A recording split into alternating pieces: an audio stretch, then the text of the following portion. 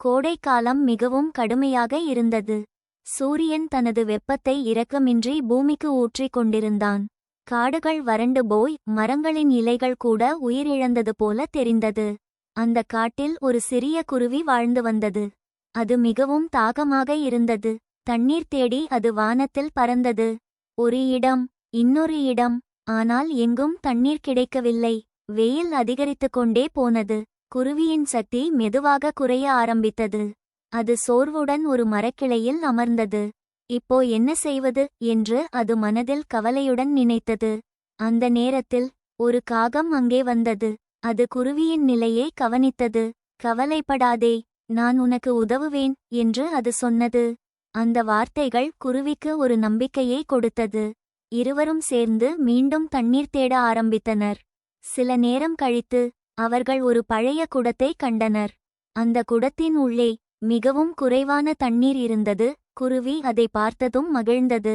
ஆனால் உடனே சோகமடைந்தது. இந்த தண்ணீர் கீழே இருக்கிறது, நான் அதை குடிக்க முடியாது என்றது. காகம் அமைதியாக யோசித்தது. அது சுற்றிலும் இருந்த சிறிய கற்களை கவனித்தது. ஒரு யோசனை அதற்கு தோன்றியது. அது ஒரு சிறிய கல்லை எடுத்துக்கொண்டு குடத்தில் போட்டது. பிளப் என்று சத்தம் எழுந்தது. அடுத்து இன்னொரு கல், மீண்டும் இன்னொரு கல். இப்படி காகம் தொடர்ந்து கற்களை குடத்தில் போட்டுக்கொண்டே இருந்தது. குருவி அதை ஆச்சரியமாக பார்த்து கொண்டிருந்தது. இது வேலை செய்யுமா என்று அது மனதில் நினைத்தது. சில நிமிடங்கள் கழித்து ஒரு அதிசயம் நடந்தது. குடத்தில் இருந்த தண்ணீர் மெதுவாக மேலே வர ஆரம்பித்தது. குருவியின் கண்கள் மகிழ்ச்சியில் மின்னின. காகத்தின் முயற்சி வெற்றி பெற்றது.